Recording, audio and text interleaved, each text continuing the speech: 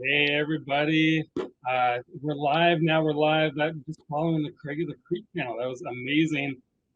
So happy to be here for the recruiting edition, getting a job in animation. The Disney edition is going to be so fun. So get ready for it. We have some coffee. We got some energy. Let's get going. For starters, a quick intro on myself. My name is Trent Corey. I'm a director at Disney Feature Animation, and I've been here nearly 10 years, both in animation and directing. I'm also the CEO and co-founder of Rise Up Animation, which is a nonprofit dedicated to supporting and being allies to the BIPOC community, looking to rise up in the animation industry. So, like I said, Rise Up Animation is so extremely proud to be a community partner of AfroAnimation, and we couldn't be more excited for AfroAnimation 2.0. In this panel specifically, which is with the best of the best in recruiting from the Disney family. So let's just jump into it because I want to hear from all these very talented recruiters. And let's jump into some intros. So I'm going to start off with Erica from Disney Feature Animation. Come on and introduce yourself, Erica. Hello, everyone. So excited to be here. Erica Becerra with Disney Animation, here to talk about all things recruitment, give you the 411. So we are ready for your questions. And I have been with the studio for, it's going to be 3 years, and with the Walt Disney Company, 5 years. So excited to be here. Oh, get ready. She's going to drop some gems. Thank you, Erica. Next up, we're going to bring Lori Becca, who's a senior recruiter at ILM. Hi, Lori. Hi, everyone. It's great to be here and to be with my colleagues. I am from Industrial Light and Magic, and also we are a division of Lucasfilm. So I am ready to give you some cool info and to also participate with the rest of the Disney team. Yay, thank you, Lori. Let's bring out Allison Parker. Good morning. Happy to be here. Thanks for having me. It's good to see you all. My name is Allison Parker. I am the Senior Manager of Talent Acquisition at Pixar Animation Studios. And next month, I'm hitting my 15-year mark. So super excited and love this stuff. Happy to give any info we can. Yay, thank you, Allison. And next up, we got Samantha Brown from Marvel Studios. Hey guys, I'm Samantha Brown. I'm one of the senior recruiters with Marvel Studios Animation. I've been working across feature animation, game cinematics, as well as TV animation for double-digit years. So happy to share all the things I've learned. Double-digit years, I like it. I like it, Samantha. Thank you. And last up, we have Lex, who's artistic recruiter at Disney Television and Animation. Hey, Lex. Hi, I'm Lex. I'm the director of artist recruitment with Disney Television Animation. Like everyone else said, excited to be here presenting alongside our colleagues and giving tips and tricks. At Disney TVA, we focus a lot on Disney branded content, so stuff that's exclusively for Disney Channel and for Disney Plus. So a little bit of a different approach, being exclusive to series. It's great because series is the world now, right? Where everything is blending together, features, series, shorts. So I'm excited to hear from this panel right here because you represent so many branches of the company that do have very different perspectives and ways of doing things. So let's just jump right into it because I want to hear from all of you. This is very exciting. And since you mentioned tips and tricks, Lex, I would say my first question would be, what is that one thing that stands out to you as a recruiter when reviewing a resume, reel, portfolio, especially as you're looking at hundreds, I'm sure hundreds upon hundreds of submissions? What is that one thing that jumps out to you? We started with me. I can throw it to people. That makes it easier. Lori, I'll throw it to you. I saw you. Okay, sure. Like you said, since we look at hundreds of resumes, the thing for me is I like to see an objective, because right away I know exactly what you're interested in and I can put you in the right place. When you don't say anything about what you want to do or what you're interested in, and you're making me guess and try to figure that out by looking at your education and your experience and all of the other information that you have, it makes it harder for me. And I have to put you in another pile where I have to go back to and figure it out. So let me know right away what you want to do. That's great, Lori, being clear up front. Lex, would you agree? What else do you have to add on to that?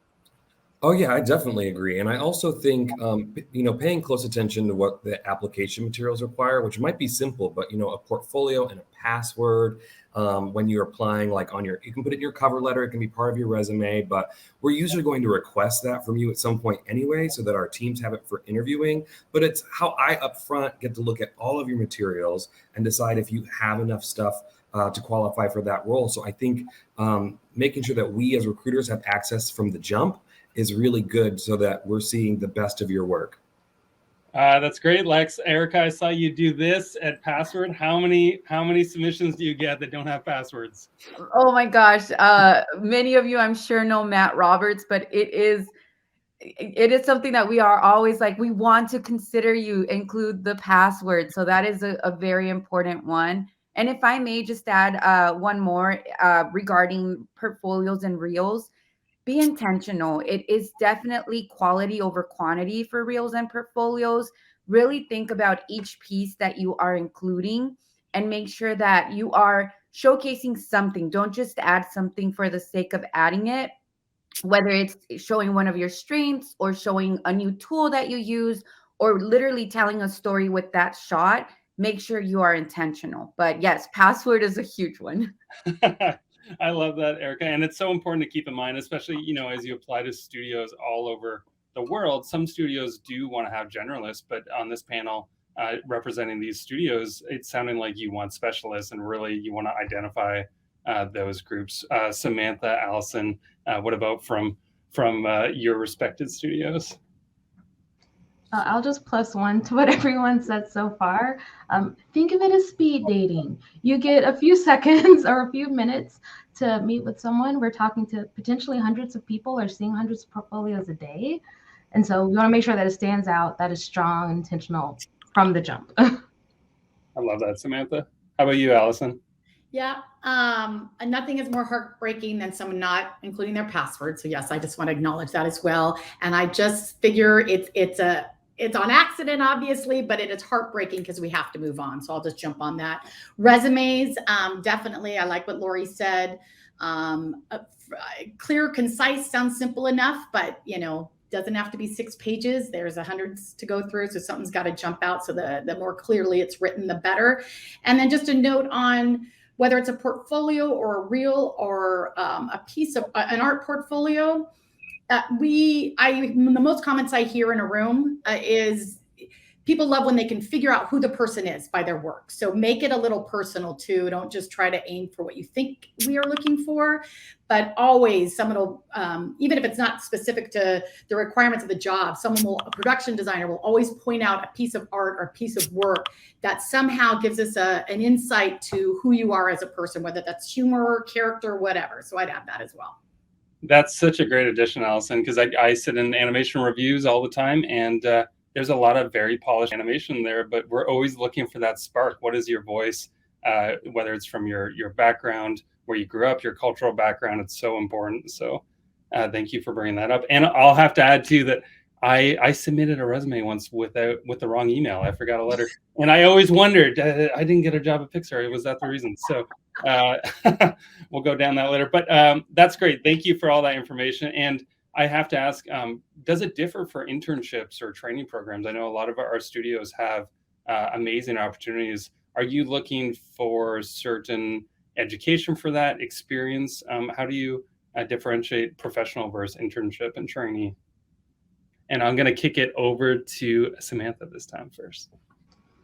I feel like that's broad, and I would love to hear from the other recruiters because every studio has a different thing that they're looking for. But for me, it's always about teachability.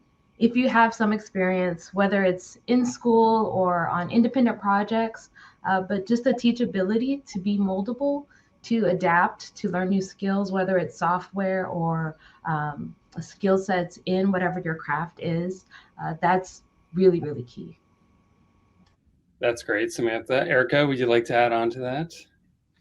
Yeah, I'd say it goes back to what Lex said. Make sure you read the job description because for internships, depending on the studio, at Disney Animation, we've had generalist opportunities where we will consider individuals with talent in many disciplines like modeling, look development, and then there's some that are very specific, like you're specifically applying for a lighting internship. So in terms of what we look for in your reel, again, it's about being intentional with each piece.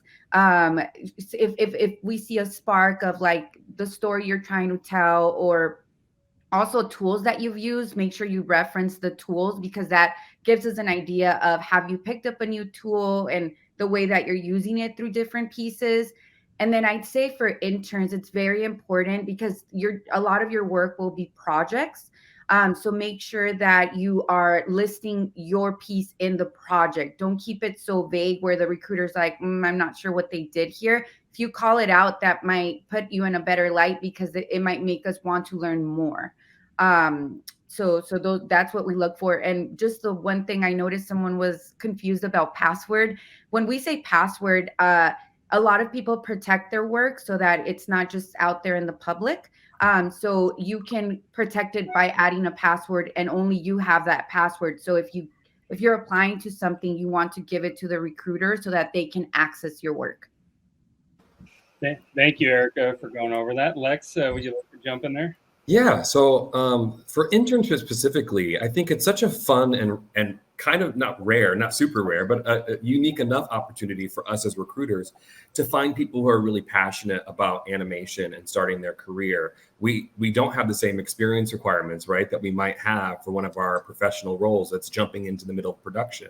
So I think it's so important when you're applying for an internship program to demonstrate your passion in your work. And that can show in your resume and in your portfolio. And you do that by having extracurriculars. So yes, you're all in school, but how are you participating in your community, right? And in student groups and other professional groups? How are you showing your work and your potential as a storyteller? So, there might be lots of snippets of things that you're doing, especially when we talk about generalist stuff as you've been learning and growing. But at the core, I think everybody that I work with, we consider ourselves storytellers. So how are you pulling that together when you're just demonstrating your work and in your portfolio? Are you introducing characters and stories that makes us think, this person, if we bring them in and we give them this shot and we give them this exposure and training, they're going to be an amazing storyteller for Disney. So I think that's super important to push into your work as much as possible.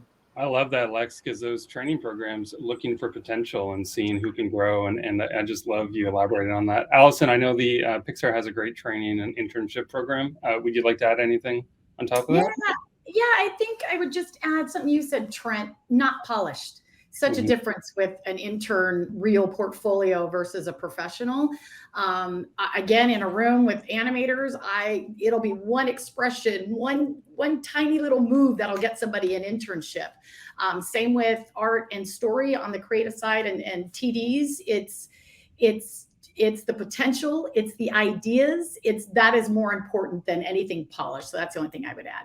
I love that, Allison, because I remember years and years ago, Pixar reel making the rounds online, and it was on 2s and 4s. It was an animation reel. It wasn't polished. It wasn't in between, but it had very unique choices. And it goes to show that it's all about those choices, whether it's animation or any other department. How about you, Lori? Any last bits you want to add on top of that? I just want to mention that, and people have touched upon it, but the job description is really the guide to what we're looking for in terms of what should be what we want to see on your resume or your reel. So pay attention to that. The more things that you can tick off of that, the better your chances are of being a good fit for the role. And then I also wanted to add potential. Again, our supervisors are really looking for, you may not be there at the time, but they can see potential. And also, your attitude, even in the way you present or your written word is on either your cover letter or your resume. Because again, when we're interviewing and I'm with the supervisors, your attitude and your energy goes a long way. And the great thing about an internship is that you're starting fresh.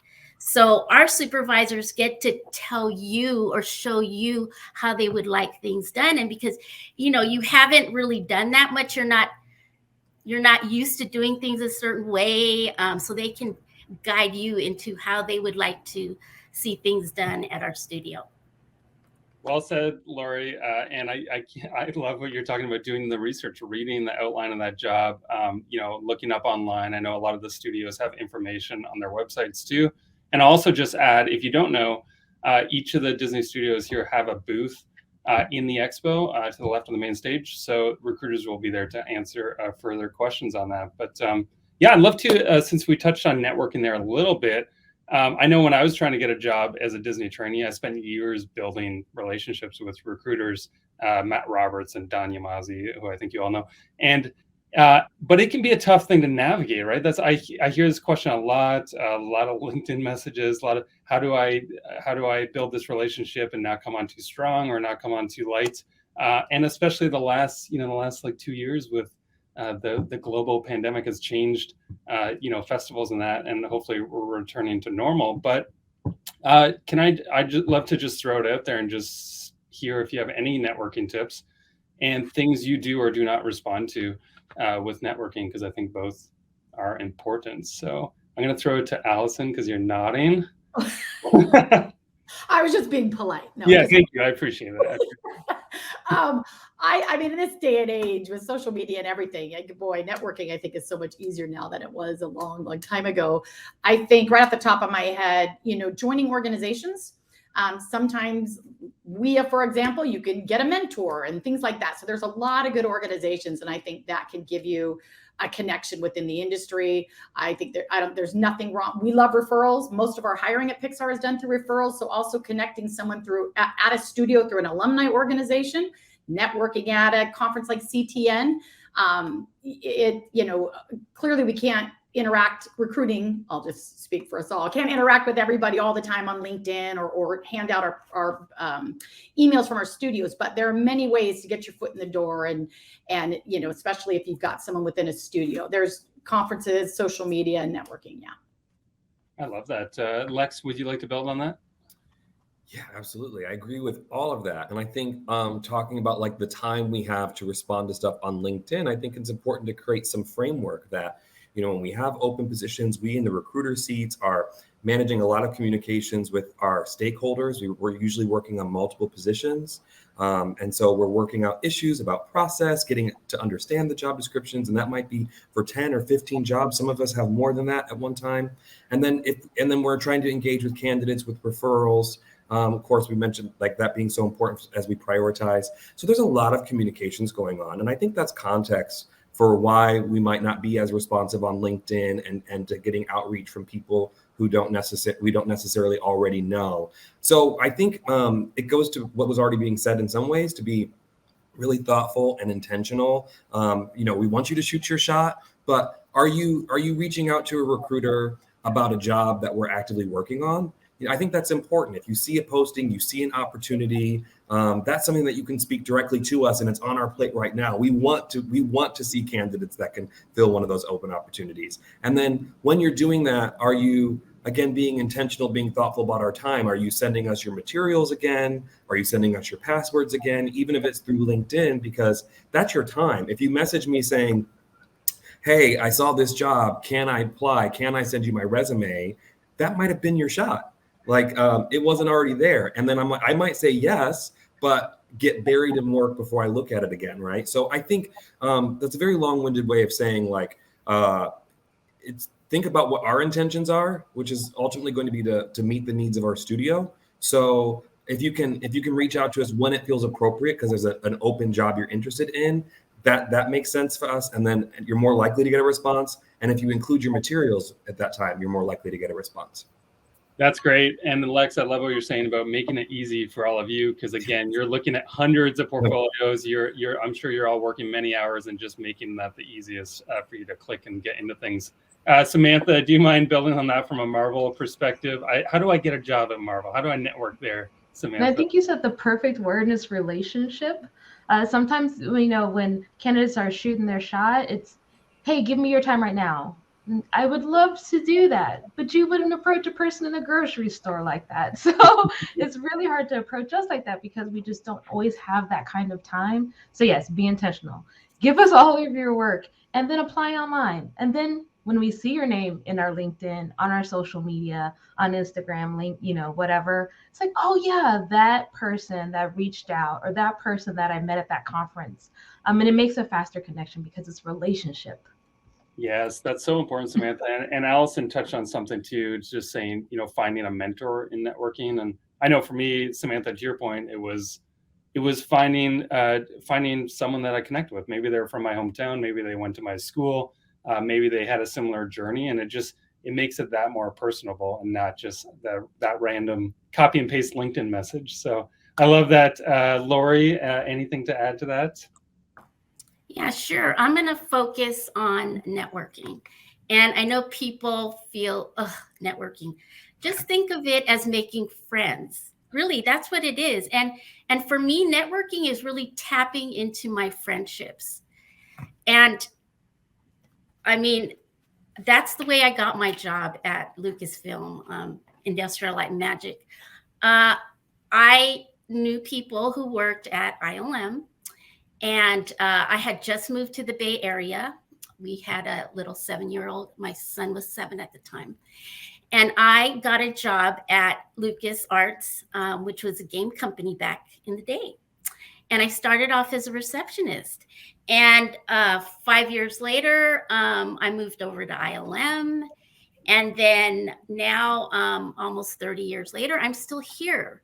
So networking, making friends, getting to know people has a big place in my heart in terms of my career, because that's what helped me get my job at ILM. So, don't be afraid to make friends. And I know you know what, really tap into your friendships, because you never know who knows someone else or has worked at a studio that you're interested in. But, go that route first if you're very uncomfortable with it. It's easy for us. We go to events, we meet lots of people. So, it's easy for us to network, but I understand it's hard, especially when you're starting off. But tap into your friendships and just think of it as making new friends. I love that perspective, Lori. We're all friends here now, and Lori, it's so great. We've known each other a little bit, and it's I would say you're such a friendly person, and always so nice. And I just love what you're saying about that's how you can get your foot into the industry, and it's also a small industry, right? Those friends that you make along the way, 10 years down the road, they might hire you at another studio, give you an opportunity. So be a nice person. That's a good thing.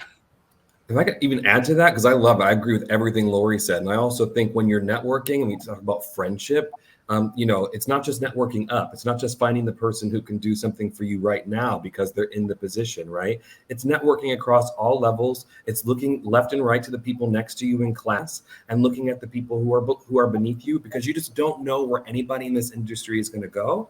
And they might not be able to connect you to an opportunity right now. But it might be a couple years from now where they end up in a leadership position and they think about you, and they can speak to the quality of your work or your commitment, your willingness to learn. So I would say, look at everybody in the community as someone as you could potentially network with.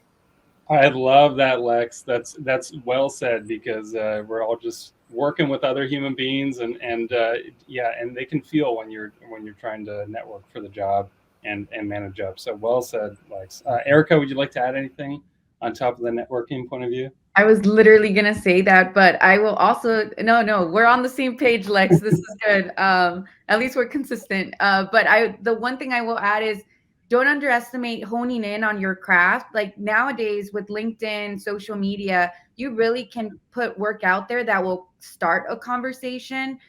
We spend so much time sourcing, which is looking for talent that's not even actively looking for a job. So if you're really just vibing on what you do, doing what you love, the conversations will start. So put effort into really sharing your voice, putting it out there, and the conversation will start. The organic way of building networks, which is the more you immerse yourself in this world, the better, right? If you're shy to go to an event or shy to attend one of these, or stop by the booth, right? We have booths where we'll have recruiters and other studio representatives. It's like step out of your comfort zone and just show up. That's the first step to getting out there and building more relationships. So that's Well, what I wanted to add. Yeah. well said, Erica. And then I got to say here too, we're hearing from the chat that Lex got a ton of thumbs up for that answer too. And Erica, you building off it. So way to go. I think it's so important.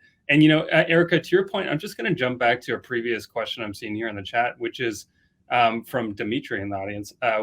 What about those of us who are no longer in school and still looking for opportunities in internships and entry-level jobs, or haven't had the chance to build their portfolio or skills yet, unpolished work? Is there a chance for us? And Erica, you kind of touched on just putting yourself out there. I know for me, it took 5 years to get a trainee position at Disney. And, you know, things have changed. There's Instagram now. You can put work out there. Recruiters look at that stuff. Can you talk to just continuing putting your work out there? And maybe Erica, Yes. let's start with you again. Yes. So, no, it's never too late. I think it's about doing the work, you know, like there's one thing about wanting something and then it's very different going after it. If you have no experience and maybe let's just say, right, you went to school and majored in finance and 5 years later you find yourself wanting to take an artistic role. It's taking the necessary steps, right? So you're attending this conference for a reason, doing the research, take that research, what you learned, and put it into action. So look up artists that work at many of these studios that you admire. Their work is out there. Look at what they're putting out there, and that's a starting point as to what to aim for. But of course, always putting your voice. Start learning the tools. There's a lot of free tutorials out there and even free trials for tools that you can use so that you can start putting work. I will say it's not always about the education. It really is about the talent. So if you have the talent but don't have the resources to go after an education, there's a lot of organizations that offer scholarships or fellowships.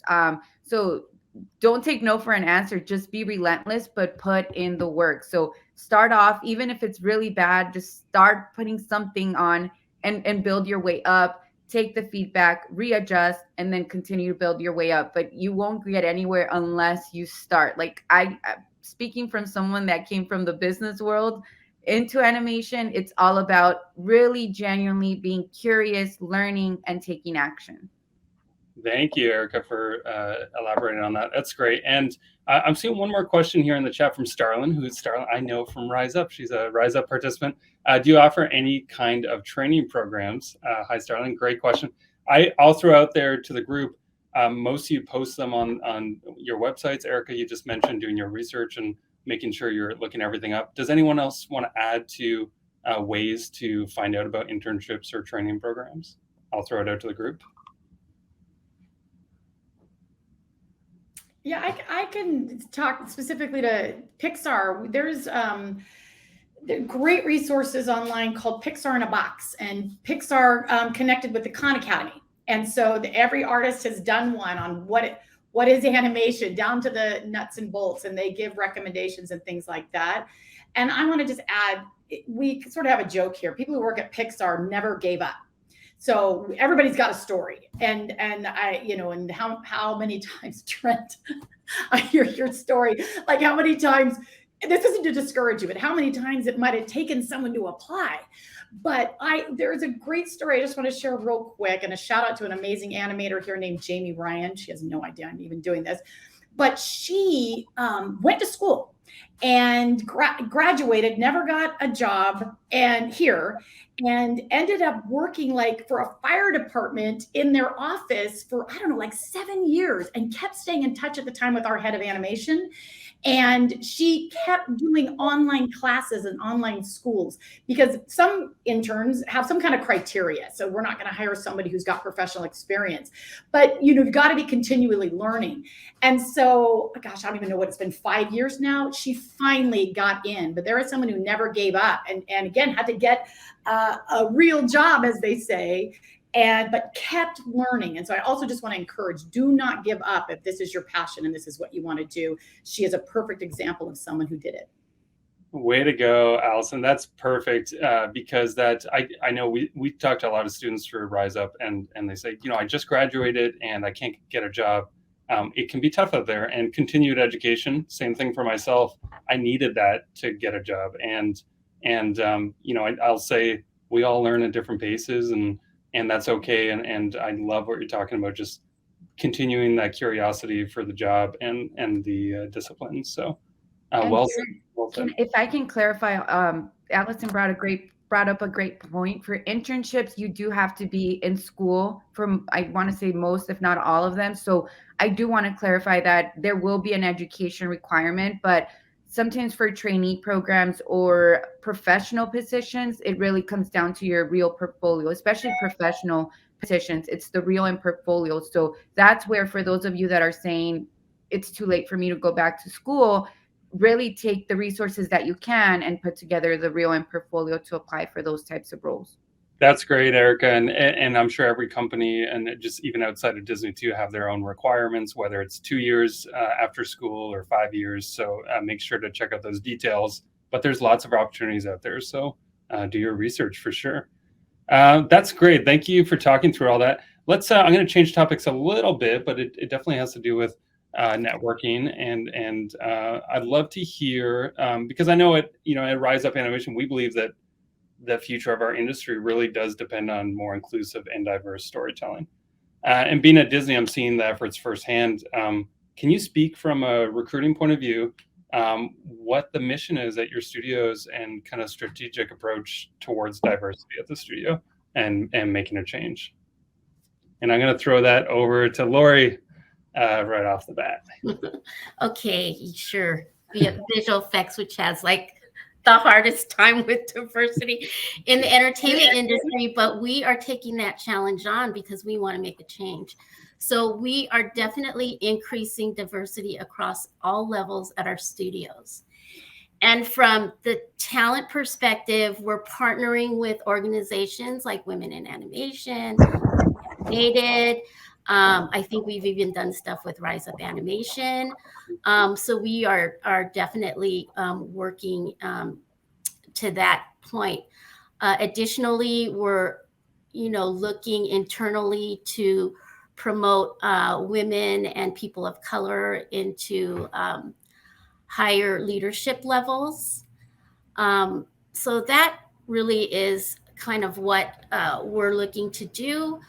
We also have a lot of employee resource groups within the company where people, when they come to Lucasfilm or ILM, can find a home with other people who have the same interests, and you can have kind of be a part of a community with people of like minds. We're also really doing a good job on attracting more junior level talent. We have a program called Jedi Academy.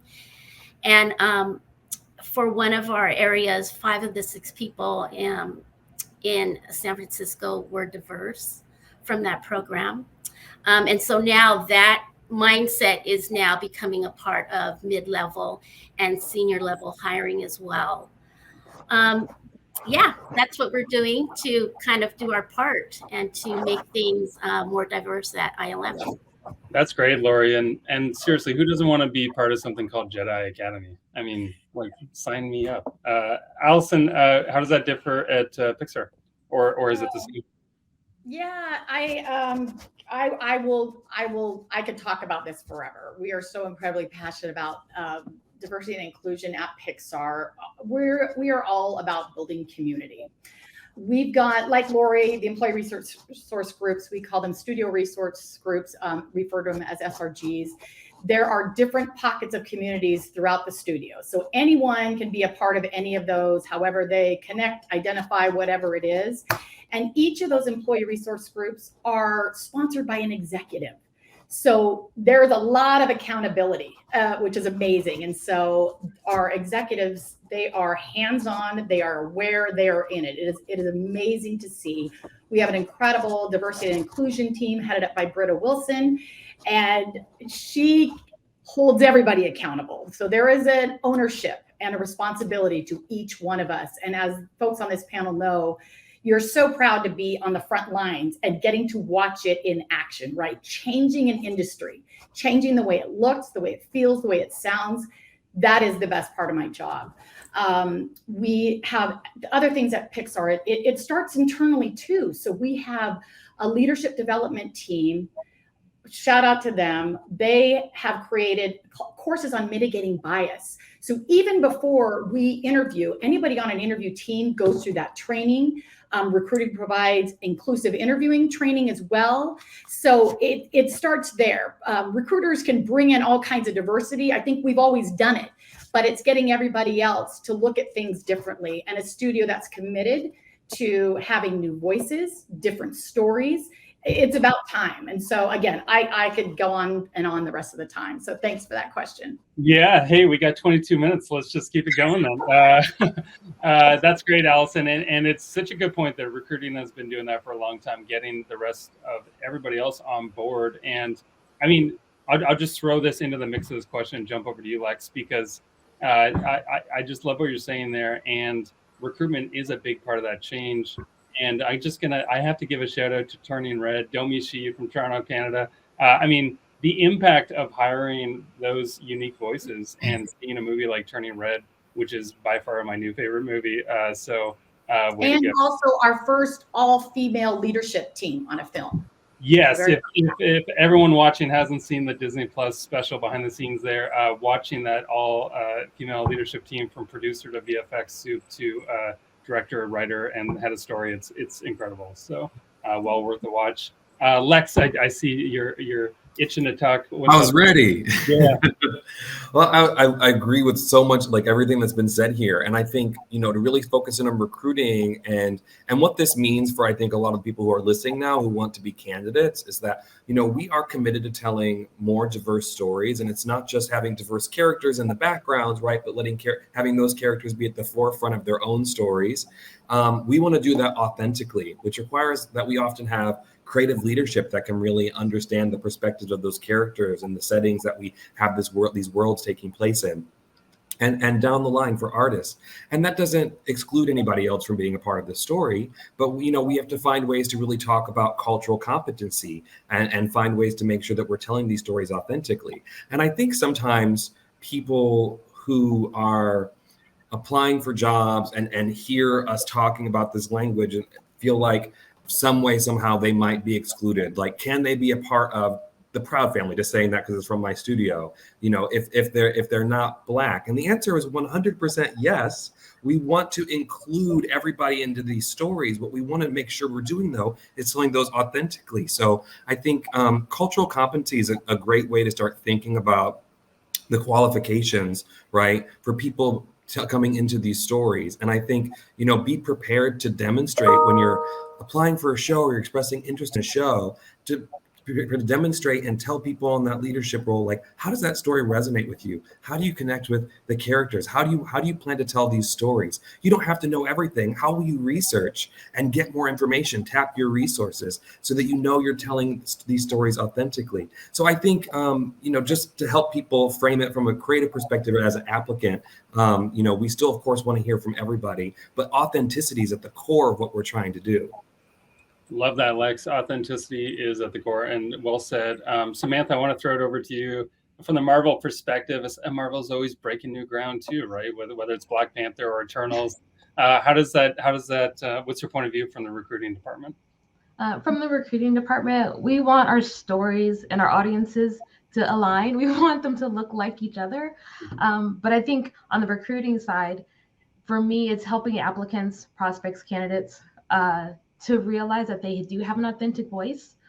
Again, back to the dating analogy, sorry. Sometimes as a candidate, you want to put on your date face. You want to put on your best face and do what you think would be welcome instead of just being yourself. And we're looking for those authentic voices. So come as your whole self and be comfortable in that space, because that's what we're looking for. That's what we want to add to our stories. So from a recruiting perspective, that's what I try to do. Yeah, that's great. That's great, Samantha and Erica. Do you want to add on to the speed dating metaphor at Disney feature? I know for me, just being a small part of Encanto and watching that movie come out and hearing the unique voices in there has been incredible. How does that affect Disney feature, Erica? Yes, and I couldn't agree more with the speed dating. When we get rejections, we truly take it to heart. But no, to talk about the diversity in our voices, I think Disney Animation. I'll quote our chief creative officer, Jen. She says, "We want to tell stories of the world by people from the world, from all over the world." And that is exactly what I think we're always striving towards. To your point, recruitment, we've always done our best to bring in the talent. But of course, we have to see it through, right? So as a studio, similar to what others have said, we have employee resource groups that helps us hone in on that, because to Allison's point, it does start internally. And I think the great thing about Disney Animation is that we genuinely care. I think every person that you talk to, we may not understand or have the right words, but we genuinely care. So there's a lot of resources to help, again, take action. It's not just talk the talk, but walk the walk. We have space, especially with everything that's going on in the world. The studio does create a space for us to share courageous voices, for us to give input and feedback on the stories that we are telling. We have everything from cultural trust to focus groups, to even as employees, we get to pitch our own stories that get, they get picked up and they stream on Disney Plus. So there's a lot of opportunities to amplify voices, and also to course correct, right? If we're not heading the way that we feel as a studio we want to represent, or if we feel we're not doing justice to our viewers or fans, consumers. So a lot of opportunities and different channels to be able to amplify the different authentic voices.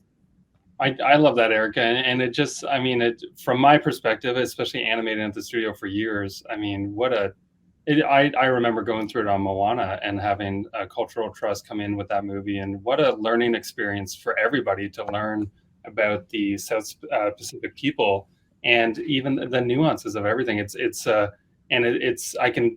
I can just expand on what Erica said, that, and I think I can speak for all the studios here. The efforts internally of training and mentorship and pitch programs is incredible. So I'll just open it up to the room in case anyone else wants to add on top of that, if we're missing anything, and maybe just add on to that too. If we talked a lot about internal stuff, what about attracting diverse talent? That's that there can be many ways to do that. Going to schools, maybe starting younger. How do your respective studios attract that talent? And I'm going to throw it to Allison because your mic's off. You weren't nodding this time. You're just. I know. I'm clearly too engaged. Yeah. Allison, you didn't know that was the signal, did you? I got things set up. Okay, attracting talent. Yes. All right. So again, speaking for Pixar, we are in this funky little town called Emeryville, and it's a very diverse community. So we do a lot of work in our own backyard, which is great, and working with high schools and communities. We have a volunteer program where employees are paid 8 hours a year to volunteer their time, and they get paid for it. So just in terms of like becoming more accessible to communities at large. We've got an incredible talent outreach program where we've got someone, shout out to Mana DeKnight, to always getting us places within underrepresented communities, conferences within the US and internationally. So we have a lot of stuff set up just to, I think it's accessibility. I think a long time ago, Pixar specifically, we were sort of this, I don't know, this place you couldn't get into, which was crazy. We actually weren't out in the world a whole lot, but that changed, I don't know, about 10 years ago, where we just made it more of a priority. So super exciting, all the stuff that we get to participate in now. That's great, the accessibility to that. And I'll also just add too, I think Lori, you mentioned it, there are incredible groups out there: women in animation, Black and animated, Latinx in animation, Rise Up Animation. Those are free resources, and a lot of employees from these studios right here are volunteers in those organizations. They have mentorship programs they talk to high school students, they talk to college students and postgrads. So, there's definitely stuff out there. Lex, I'm going to throw it to you because you're not nodding or don't have your mic off. Well, I was going to say, with all the things you listed, I also include AfroAnimation. I think we're all here right now doing this work because we want to make sure that people from diverse communities know about the opportunities we have at our studio, understand our commitments, understand the avenues to contact us, to network, to apply to jobs that we have at our studios. This is one of the ways that we show up because we as recruiters too can't do everything all the time. So we rely on our partners like these wonderful folks who organize this event to help us connect to talent and see all there is to see and hopefully continue being able to engage people from all walks of life. But yeah, I'm like, shout out to AfroAnimation. I was like, do that too. Oh, Lex, you're going to get some more thumbs up in the chat from that. Well said. And this is, I have to say, it's incredible because AfroAnimation is only in their second year here running this program digitally. And the first year was incredible turnout. It's so well organized. And I know I've kept in touch with a lot of people I met last year. So great job there. Does anyone else, Erica, would you like to add on to that, attracting talent at feature animation? Yes, I think is for us a big initiative that we're doing is putting our talent in the spotlight. I think oftentimes people are so enamored by the stories we're telling, but it's people like us that are doing the work behind the scenes. So our design team is doing an amazing job, design, marketing, PR. They're doing a great job at telling the stories of our people and putting them in the light as to what was their journey, how did they get started, etc. And also huge shout out to Nicole Dio for school relations. We know you have to start early, right? Because there's a lot of people out there that don't know about these careers. I saw a couple of comments of like, what if I'm not an artist? How do I get into animation? And it's about telling those stories of, even if you're not an artist, there's a job for you. So Nicole Dio is doing an amazing job at leading the efforts at an early age. We had an amazing high school program. We're looking at ways to penetrate talent early on. And then, of course, at the pro level, it's about sharing that it is accessible. To Allison's point, I think oftentimes people look at these major studios and think there's no way if I don't know anyone, and that's not the case. So just showing that it is attainable, you just have to put in the work, and kind of, pulling down the curtain and showing what's under the shiny hood. It's like, it's a lot of hard work. And then of course, sourcing, the recruiters do a great job at going after talent through different tools.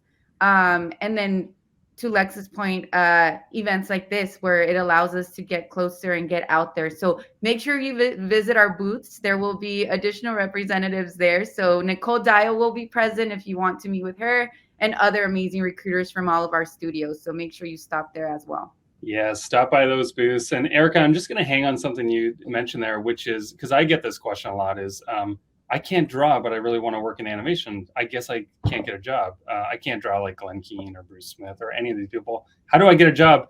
And I think what a lot of people don't know, the misconception is, and I'll speak for Disney Features, we have 1,000+ people in the studio. Maybe 400 of those are artistic disciplines, but then we have everything from support staff, environment maintenance, recruitment, production teams, computer scientists, MIT grads. I mean, the studio is filled with this diverse group of talent. Can you all speak to maybe your journeys into the industry, or how you found out about recruiting was right for you, and tips you can give to people that don't draw but want to be in the industry? And Lex, I'll throw it to you. I'm so excited to talk about this. Yes. I'm from a one-stoplight town in Ohio, and I didn't have exposure to anything. And I always loved cartoons and comic books, but I had no idea what steps it took to even begin that process. I didn't know what my options were, and I didn't know what I didn't know. But at some point through college and having met with people who were working in film and stuff, I made the jump to LA, and then I was able to finally get like an administrative job in a studio where I started to be able to learn about visual effects, about animation. And some of that, is luck, to be honest. But I had some professional experience going into that because I started making really personal connections with my passion and the work that I was doing. My first real job, I think, was at a theme park design company. My first real job. I mean, I'd worked before that, but you know what I mean? My first office job was at a theme park design company. And I was able to make such a profound connection to where I grew up. I grew up near Cedar Point, what I was doing there. So I think my passion got me in the door at one place that helped me start building the experience to start to move closer to what I really wanted to do. And so I didn't really get a lot of education where I grew up in art and storytelling. I didn't even know where to start when I got to college. I ended up being an English major, but I got to this point of once I was in and I knew people and I was so passionate about what was going on and I had an artistic eye, I was talking to artists, I was connecting with artists. I was trusted to be someone who could build relationships with talent and who could start to evaluate portfolios. And I found myself in the position where I am now, where it's like I had no idea early, right, when I was 18 to 22, how I was going to get here. But I just kept driving towards what I really loved and not going after opportunities that weren't right for me, if that makes sense.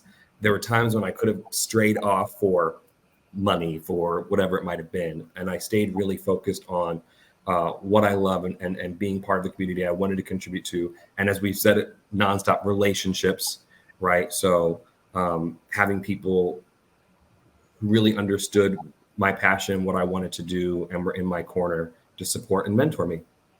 I love that, Lex. Thanks for elaborating on that. And I'm seeing in the chat here, I hate to switch gears so quickly but I think Lex, you covered a lot of that. I know we only have 5 minutes left, but an important question in the chat came up, which is, do you have people with disabilities at work in the industry or at your respective businesses? And is it okay to report a disability on jobs like ADHD or autism? I know from my personal experience, yes, I work with tons of folks that have varying degrees of disorders. Can you speak to that, please? We don't have a whole lot of time, but I'd love to hear. Allison, I'm going to pick on you again because your mic's off again. P.S. My mic is off because if I don't do that, I'm that person who will just start talking and be muted. So I'm trying to save myself some embarrassment. Yeah, short answer, yes, absolutely. We've got folks with disabilities and disclosing is fine. I mean, that's the simple answer. Yeah, I wouldn't want anybody to be discouraged because they feel like it's not an inclusive, welcoming place, or that based on certain disabilities, things are not set up for folks with disabilities. But yeah, short answer, absolutely. Don't let that discourage you from applying. Great, thank you, Allison. And I'm going to bring on Rio for a moment here. If you don't know Rio and Travone, they're represented behind the curtains, in front of the curtains, in the middle of the curtains. Thank you, Rio, for everything with AfroAnimation. We love it. We love it. This was so fun.